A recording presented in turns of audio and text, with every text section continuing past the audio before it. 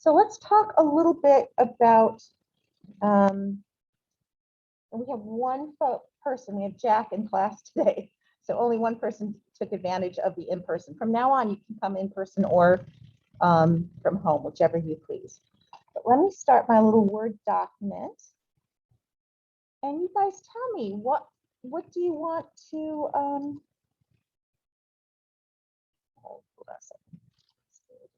there we go. What did you find interesting about episode 2 of John Berger's Ways of Seeing? What do you want to think was the main points of this one? Got my little pile of notes here that I'm going to be looking at. How about you, Jack? What did you think was interesting about? That was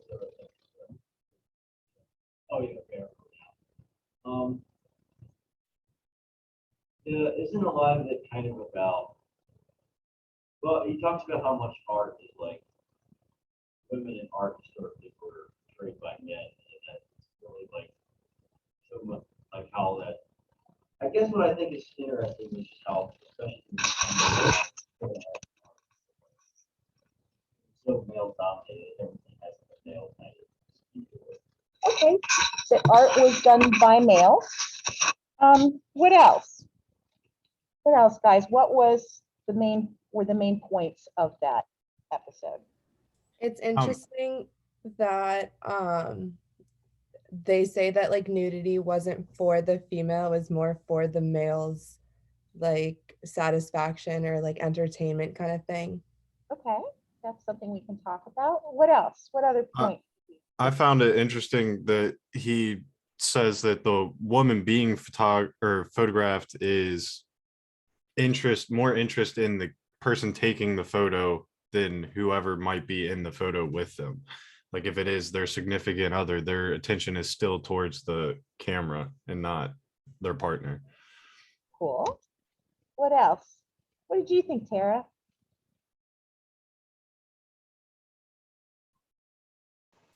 I just think the fact that like it literally opened with the line that like men dream of women and women dreamed of like being dreamed of was just kind of like crazy.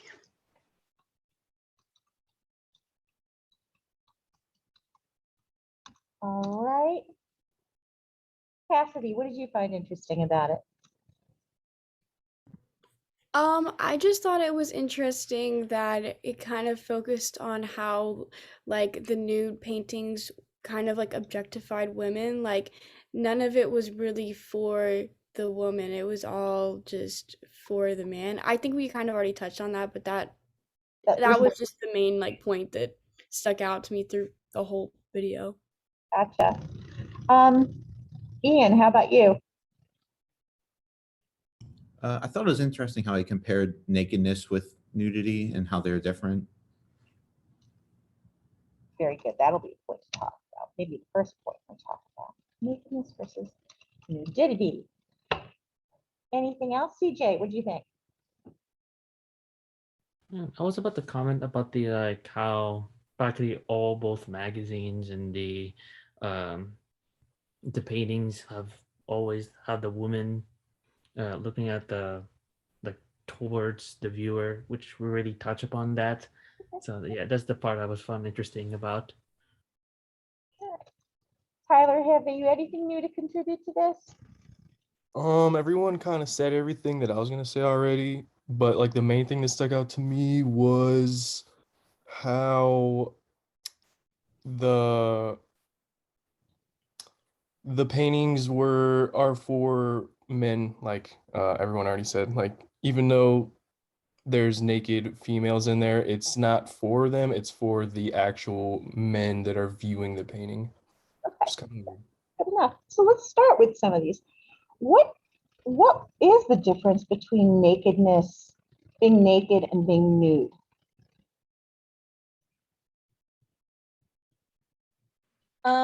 There's a quote that stuck out to me.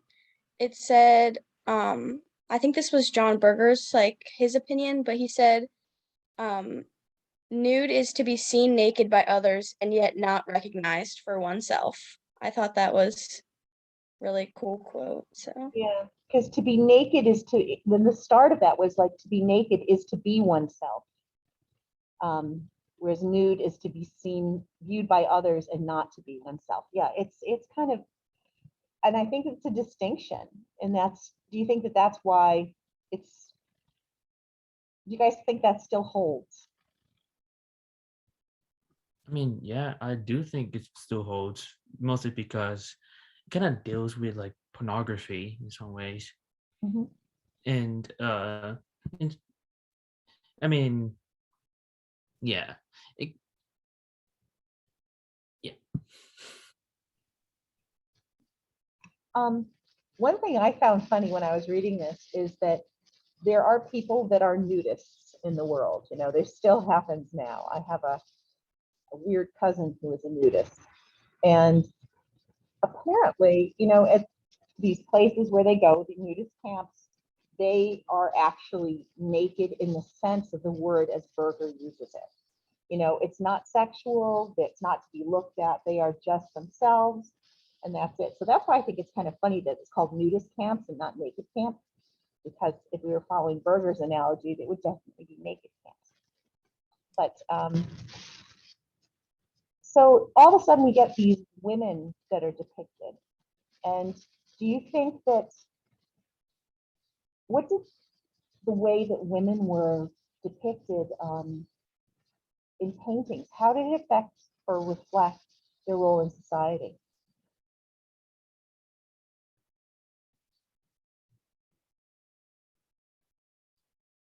In a lot of the paintings, like the women looked like they were following the men or going after the men. And so I remember from like our study guide, one of the questions we're talking about how it's like a dominant role of like men versus women.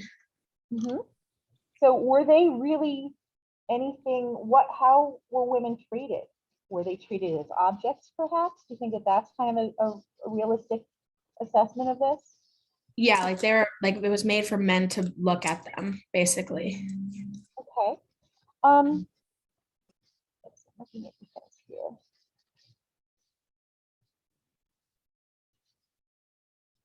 Who talked about the photographer, like the women being painted, were more interested outwardly?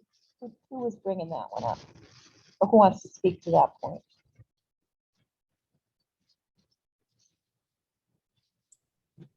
Can you repeat that question? Sure.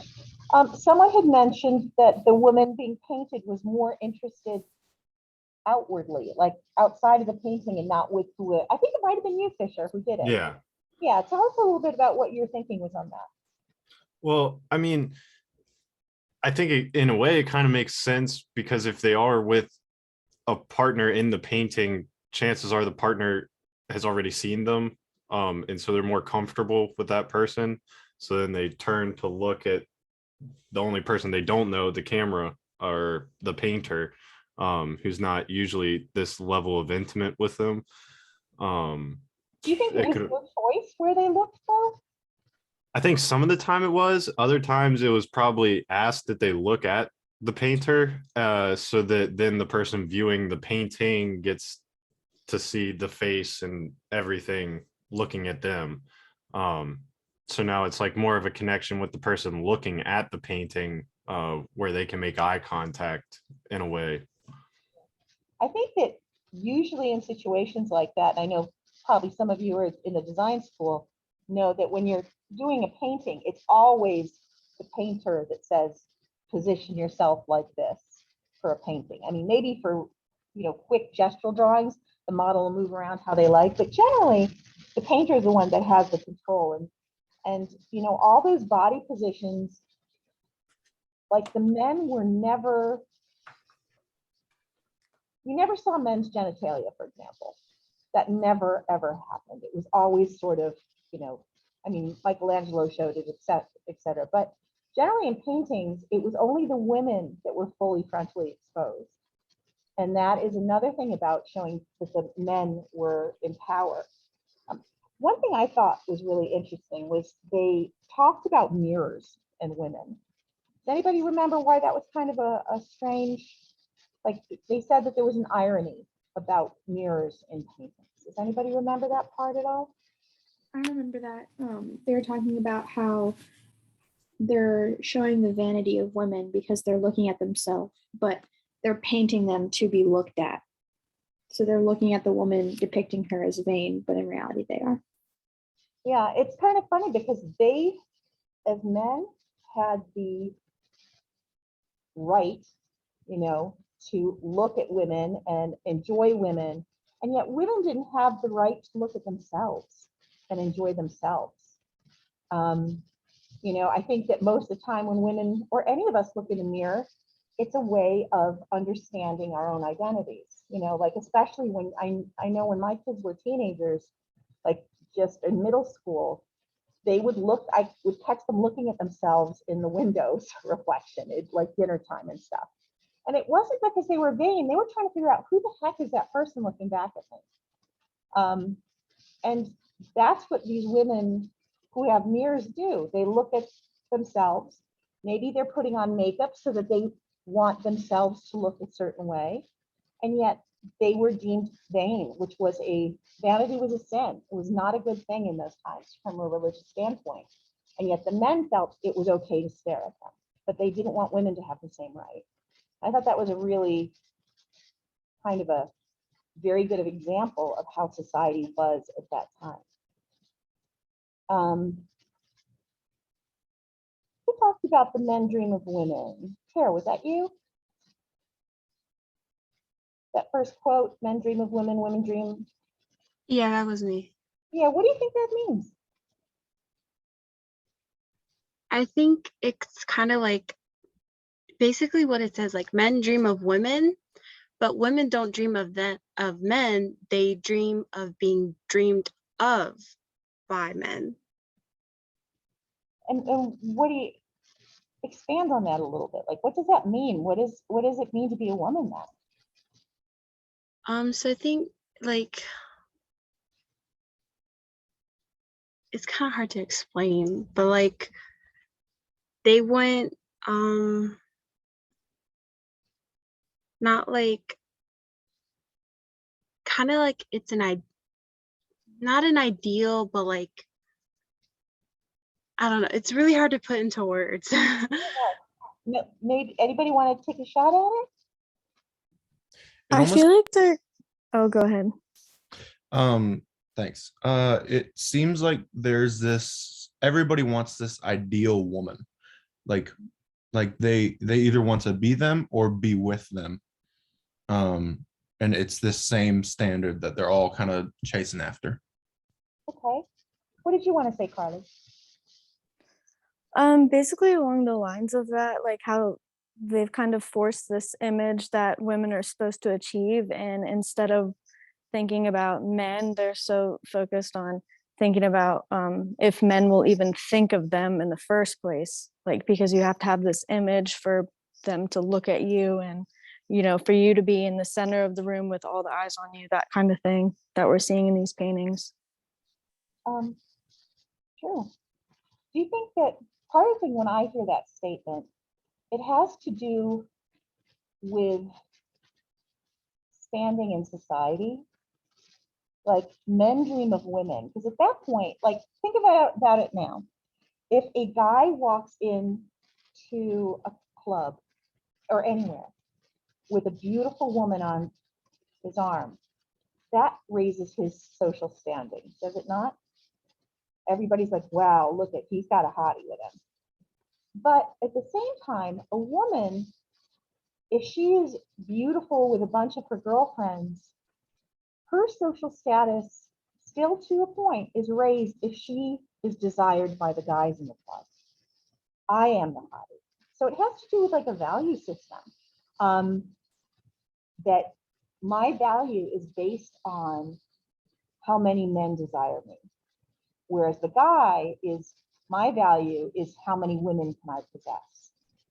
And that still holds very true. You're nodding at it. You think that that's still going on nowadays? Oh yeah, I mean, take any like movie that takes place in like high school or like our age, and the popular kids, I mean, just basic popular kids are like the best looking, and like, win prom king and queen and all of that stuff. So I definitely think it still holds true. Gotcha. Jack, if you want to say anything, you're gonna have to grab my attention. You're sitting there, okay? And hop up and come over and be on this. I'm gonna see if I've got some other points that I wanted to talk about.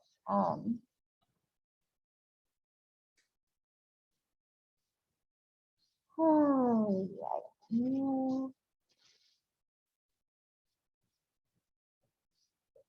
We talked a little bit about disguise in there. Does anybody remember when he was talking about nakedness and nudity and disguises at all? You remember that?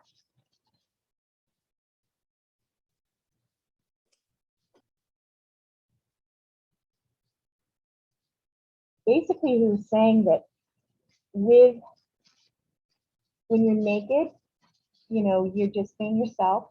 But the minute that you're nude, your skin, he said, your hair, it becomes a disguise, and it hides what you're actually about.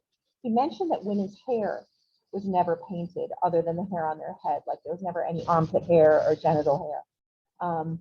And that was a disguise because it's trying to reach that idealized form, what everybody wants. They don't want the reality of body hair. And in many ways, that's still happening in, you know, fashion nowadays. There's always, you know, waxing and all those kind of things, and there's trends. I think that it's, you know, in the 70s, nobody waxed, ladies didn't wax down there. There was just full on natural look, and it was because women were saying my value is beyond being looked at, or how, you know, that is how I was made. Whereas trying to fix yourself and change yourself to meet a standard has been going back and forth with where women wax. And I think that's kind of interesting. One thing I was wondering, just as a kind of a fun exercise, you guys have, all of you, I'm assuming, have Instagram accounts, probably, yes? Or look at Instagram. Does anybody not have social media where you look at stuff? I would be really interested for you. Let's just take 5 minutes. You guys go look in your social media feeds and look at celebrity pictures, let's say, of women, and see, do you think that they're any different now than when these nudes, et cetera, were painted? And they don't have to be nude pictures of people, but just the way people, women in general, present themselves versus the way men present themselves. Is there any difference in social media? If you can find something like that, what I'd like you to do is, how will we do this? You guys probably don't even have logins to your Instagrams on your computers, do you? Yeah, everyone's forgotten anything. That's happened in the past. Let me, while you guys are looking, I'm going to go put up a discussion forum. And if you find something that's interesting, just do a screen grab and pop it up and we'll talk about it. But take the next, you know, 5 minutes to look through and see how some of this may convey in current day. And I think social media is a good place to look. If you prefer to look in videos and where women are portrayed there, I think that'll be a good start. So let's take just a 5-minute little look, and I will go make that bin and pop things in there, okay?